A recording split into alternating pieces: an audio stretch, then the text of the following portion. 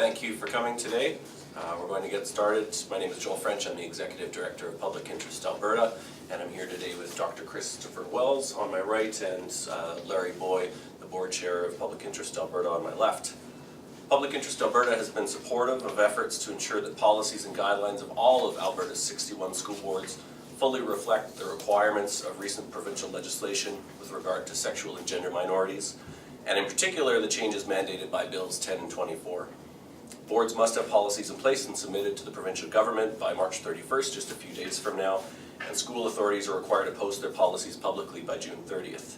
As an interim measure, Dr. Kristopher Wells, Assistant Professor of Educational Policy Studies at the University of Alberta, was asked by Public Interest Alberta to evaluate the current policies of 4 school boards, 2 each from public and Catholic systems. The resulting document is a progress report in which Dr. Wells has analyzed the 4 boards' policies based on a clear set of criteria. And the purpose of the project is not to generalize about the policies of the remaining boards on the basis of these 4, but to provide examples of the kinds of problems that must be addressed as all boards revise their policies.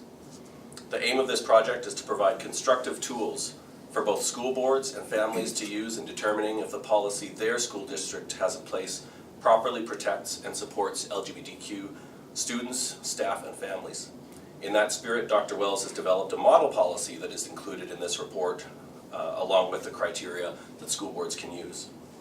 We also encourage members of the public to use these tools to determine if their school board has effective policies in place. Our goal is to help ensure all policies fully satisfy the expectations of legislation and support sexual and gender minorities for everyone in Alberta's schools, regardless of where they are in the province. With that, I will introduce Dr. Chris Wells. Great. Thanks, Joel. So as Joel mentioned, we had 4 school boards that we examined their policies and in some cases their procedures using 7 key criteria with 26 specific elements. So the 7 key criteria included number 1, that the board has a welcoming, caring, respectful, safe school policy and student code of conduct which specifically includes sexual orientation, gender identity, and gender expression. The second criteria is that policy procedures and or regulations comply with all government legislation and directives. Thirdly, clarifies and protects the privacy rights of any student who joins a gay straight alliance or queer straight alliance. The fourth criteria speaks to providing specifically enumerated supports for GSAs and QSAs. Number 5 clearly addresses the needs of sexual and gender minority students, staff, and families. Number 6 speaks to providing specific supports for gender diverse students. And number 7 speaks to imposing no special requirements or constraints. So PIA contacted all 4 school districts asking for their policies and procedures related to sexual orientation and gender identity. No responses were received. As a result, we searched the public websites using key search terms and evaluated the policies and procedures we found using those 7 key criteria that were developed. So here's what we found and what's contained in the report. School board policies, unfortunately, were not easily accessible and were hard to find on the district websites. So keyword searches found policies in very different parts of the websites, and it was unclear if many policies, for example, relating to transgender students, would be supported to use washrooms and locker rooms in concordance with their gender identity. So for example, Westwind, Edmonton Catholic, and Christ the Redeemer policies have no specific mention of direct supports and accommodations for transgender or gender diverse students explicitly in their policies. Policies should be clear, comprehensive, and unequivocal in their support for LGBTQ students, staff, and families. Students shouldn't need a lawyer to make sense of their school policies or to find out if they're fully protected or not. We found that many of the policies that did exist were vague, ambiguous, and often used cloaked language to avoid direct mention or inclusion of LGBTQ students, staff, and families. For example, if Catholic school board policies can't even use or say the words lesbian, gay, bisexual, transgender, queer, how can these policies possibly be expected to be effective? Or as Minister Egan has directed, how will these required policies demonstrate the board's responsibility to the LGBTQ community? These absences and constructed silences serve to further contribute to the marginalization and invisibility of LGBTQ staff, students, and families in our schools. Change is clearly needed to these policies. Our review also found that most policies and procedures have not been fully updated to comply with the requirements of Bill 24. They do not require legislative supports for GSAs or QSAs, and do not explicitly protect the privacy and confidentiality rights of LGBTQ students. These will be key areas to watch as school boards have until June 30th, 2018 to publicly post their policies on their websites and links in their schools. So for example, in Edmonton Catholic policies, notification requirements, student confidentiality, and privacy rights are not clearly articulated as they apply to student membership in extracurricular clubs or activities such as GSAs or QSAs. A student's explicit right to have a GSA and name it as such are not directly included in the policy documents. Support for GSAs and protection of student confidentiality must be clear and unequivocal in all board policies. We cannot play linguistic games with students' lives. The two Catholic school board policies and procedures in this report continue to problematically rely on life frameworks and pastoral guidelines, which are not in keeping with the requirements of government legislation and the responsibilities of publicly funded schools. These frameworks place unnecessary constraints and raise uncertainty about the board's actual support for GSAs or QSAs. For example, Catholic frameworks still call for chastity-based education, which research has shown to be ineffective and disproportionately impacts and marginalizes LGBTQ youth. Continued reference to life frameworks creates confusion and a separate set of governing principles for Catholic versus public schools when it comes to addressing the health, safety, and educational needs of LGBTQ students. So for example, a simple question: there are no Catholic frameworks in place for Aboriginal or ethnocultural students, so why do these exist for LGBTQ students? What message does this send? You cannot be treated as separate but equal. Government legislation fully applies to all publicly funded school districts in Alberta and must be followed. Now, in most cases, the school board policies and procedures we reviewed appeared to only comply with minimum obligations as defined in Alberta human rights legislation.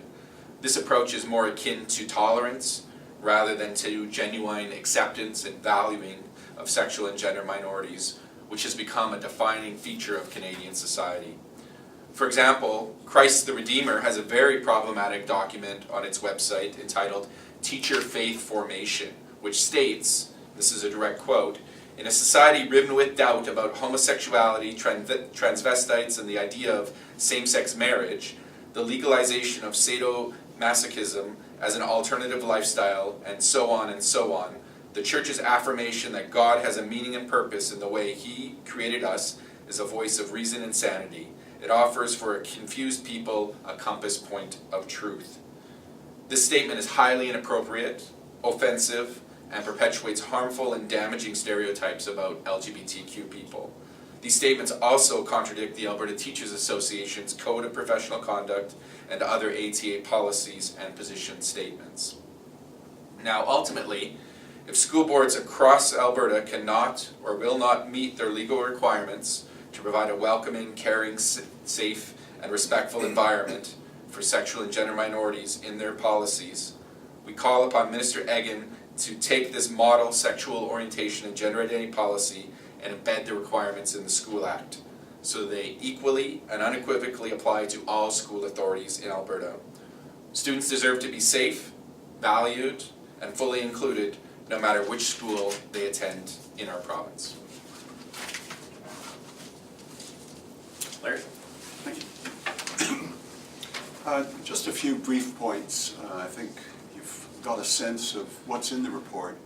I want to begin on behalf of Public Interest Alberta thanking Dr. Wells for an enormous amount of work on a very important topic, which is really ensuring the protection and the rights of all children in our schools. I'd also make the point that this is an interim evaluation. This is an interim assessment, and it's designed to point the way to getting first-rate policies from all boards. So the next steps are kind of important. All boards are required by March 31st to submit their new policies to government. Then there's a period of a couple of months for analysis and reaction, and then they'll be made public. What we're trying to do right now is to point out that there's a lot of work to be done in the 4 boards that we've examined. And we're not generalizing about all the other boards, but these are the types of problems that we've been running into. The other point that I make is that we're trying very hard to point the way to how to get it right. And I think all boards have to get it right. And not only do they have to get it pretty well right, they got to get it totally right. So there are 7 criteria and 26 elements in this assessment. So it's not the situation where if you get 20 out of the 24, you've done a really good job. It's more like the situation where if you're going to get a license to operate heavy kinds of on-road vehicles, and they say you've done really well, but there were 2 problems that you're going to have to work on. Number 1, you went through a red light, and number 2, you went through that stop sign. So I guess what I'm saying is this is a question of mastery, not getting a score. And so in order to help, what Dr. Wells has developed, and I think this is going to be of real value to school boards, he's developed a model policy so that if school boards want to make sure that they get it right, they can simply take and adopt this policy. And the criteria are clear. So here's what we hope comes from this. We've shown 4 boards where there's some pretty serious deficiencies in where they are right now. The criteria that need to be in any policy are also clearly spelled out. And a model policy shows one way of directly addressing all 26 of these elements. So we hope over the next couple of months that what boards do is take a look at these criteria, take a look at the model policy, and take a look at the deficiencies in 4 actual examples, and then work hard to get first-rate policies to protect all kids. What we're going to do as a next step, once these policies are all in, we're working right now with a research organization to do a full analysis of all 61 boards' policies. So there will be, once we've seen them all in their final form, there will be a further analysis done, and as I say, we're working on that. But for now, what we would ask is that not only boards take a look at these policies and try to work towards these sorts of better policies, but also for citizens, for school communities, and for parents to take these documents, to look at their own board's policies when they come out, and to demand that these policies address all 26 elements and all 7 criteria so that we know all children are properly protected in our classrooms. Thanks very much. All right, thank you, Larry, and we can take questions now. If we want to do them, or do you want to do just do them one-on-one? No, I'm good with this. Okay. How do you select these 4 school districts? We had a lot of conversations out in the community, and we were specifically looking for boards, policies where we knew that there were some serious problems. And so through a lot of those conversations, and some of this has been out in the public, I think, already, we looked for ones with problems, and there are certainly lots of other ones out there with problems too, which is why we're using these as examples. But we went looking for problems and obviously found lots of them in these policies. And we also wanted to make sure we had some geographic balance, that we had some urban-rural balance, and we specifically wanted 2 public and 2 Catholic too, so we did use those criteria as well. I think Chris Wells spoke to this about the lack of specific language in some of these policies to support LGBTQ students. Of course, a common defense used by Christian schools or Catholic schools is that everything should be a catch-all. It shouldn't be. Can you speak to the importance of using specific language? Sure, well, it's just clear, research shows that generic policies don't work when it comes to supporting LGBTQ students. It's one of the reasons why the previous government and this government has passed specific legislation to ensure that the school boards are addressing the needs and the realities of LGBTQ students, staff and families in their school districts. So what we're saying is, policy, you need to name particular groups, so the LGBT community, in your policies if you expect them to be at all effective. Policies also send important value statements back to our communities about who we see our communities as being composed of.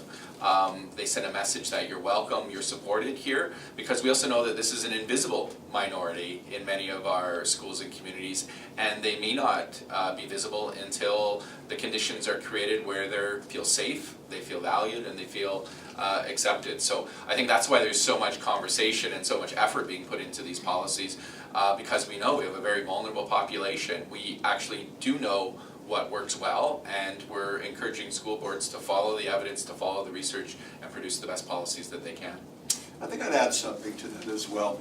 I think this question in legislative terms has been settled, and there is a clear requirement that boards need to do this. What's not settled is whether boards are willing to do so in effective ways.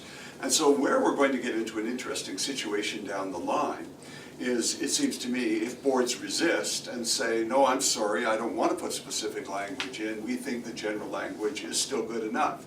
At that point, the question becomes, is this government going to have the fortitude and the will to enforce what they have demanded in legislation? And so I guess that's one of the reasons why the question that you raise is a very important one. I guess the answer is, we'll see, both in what the boards do and then what the government is prepared to do. So why do the analysis now, though? I mean, they're not required to actually have these in place until the end of June, easy to find on the website till the end of June. Why aren't you jumping the gun a little bit? Actually, I would say it's precisely the opposite. This is a formative assessment, right? What we call this is a progress report. And what we're trying to do clearly is influence the process. What's going to happen is boards are going to turn in their responses presumably by March 31st. And then they're going to be told by government, I think, this is adequate, but this is not. So what we want to do is show where the pitfalls are. In other words, where are some boards getting it wrong? But then also show how to get it right. So the purpose, if we came up with these criteria and these, a model policy, at the end of June, when all of them were available, it's really a settled question. So we're trying to give something that will influence the process and get, in the end, better policy. I think we've been waiting for some time for these criteria and these model policies to be put forth in the province, whether that's by the Alberta School Boards Association or the Ministry of Education. Because there's been a lot of uncertainty, and we don't know when policies are being submitted as to what criteria are being used to evaluate them. And So you think somebody else should have come up with this model?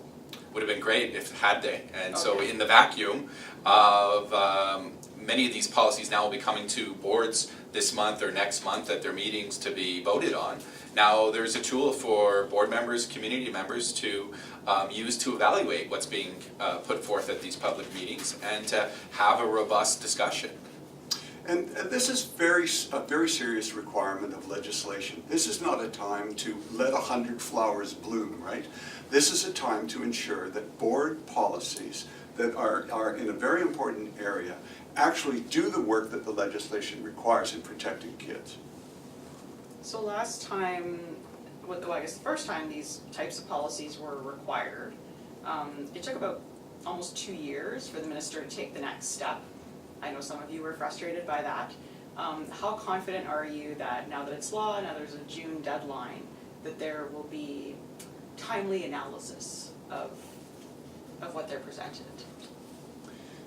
I'll respond with guarded, hopeful optimism. It's tempered by the fact that we're also in an election year, and it may well be that governments who have dragged their feet before will want to drag their feet again. I don't think we can accept foot dragging when it comes to protection of kids and their rights. So if there is a long period of reflection that doesn't result in any action, then what we're going to need is more determined advocacy. It's the only thing that ever works. And the minister has clearly said he has the resources and the tools, should boards' policies not be appropriate, that boards submit, to take action. I think we actually need to settle this policy question and move on. We need to move on to the focus on implementation. We need to move on to supporting teachers in classrooms to develop the knowledge and the tools to enact what the legislation is requiring, to feel confident and supported by their administration, to begin to have these open discussions in their classroom. We've removed a lot of the barriers. Bill 10 removed that barrier to parental notification for sexual orientation, for example, that had put a chill over Alberta classrooms for many, many years. So I think part of this is an unfolding conversation and process, but we need to get to the point of teachers feeling confident and equipped and well supported to do the work in the classrooms. We know students want to have these conversations, but many teachers still feel that if they raise these questions, am I going to be supported by my board? Am I going to be supported in the community? Do you have any sense of how Edmonton Catholic compares with Calgary Catholic? We didn't do any direct comparisons. I'll say this about the Edmonton Catholic policy. The draft policy they had several years ago was far better than the one that they have on the books now. And so there's a case of where policy has moved backwards, not forwards, despite the mediation of a human rights settlement in that district that appears to have had no impact on the policies or procedures of Edmonton Catholic School District, which is troubling because the original question asked in that human rights complaint, can this 7-year-old transgender child use the bathroom according to their gender identity, it remains unaddressed in policy in Edmonton Catholic schools. So you can see the continual problems and the ambiguity, and as we said, students should need lawyers to figure out whether policies will support and protect them or not. That question you raise is important in another way, because what we're hoping is that people all across the province, parents and interested citizens will say, can I see your policy? You're my board, you're my trustees, what is our policy looking like? And if they have to wait until after March 31st, or if they have to wait a little longer, then they should just press a little bit more. But I think in 61 jurisdictions all around the province, people should ask that exact question. How are these boards, how is my board addressing the mandates of legislation in terms of these kids? Do you think there is going to be enough people in school communities in regards to religious schools who are going to do that, or going to take their boards to task? Do you think enough people in those communities care? My response is it doesn't take huge numbers. Sometimes we think we need everybody on board to get anywhere. Actually, what you need is people who care a lot about the issues and who are prepared to hold their elected representatives to account. And elected representatives respond to pressure. It doesn't require that much pressure, especially when it's so clearly, you know what the right side is on this one. Like, nothing trumps the rights and protecting the rights of kids. And I think we've seen previously with, for example, with Bill 10, polling showed that the majority of Catholics support gay straight alliances, right? So I think communities and individuals want to see students supported and protected in schools. Where we run into still some challenges, which policies are still unclear about, is how are LGBTQ staff members going to be supported and protected within school district policies. We're often quick to address the needs of students, but not so quick to address the needs of staff. And Bill 24 has changed some of those requirements when it comes to staff as well, which is why these criteria have come out, is to remind people and decision makers exactly what are the requirements of these various pieces of legislation and the directives that have come from the ministry, because directives that were sent out 2 years ago sometimes have been forgotten.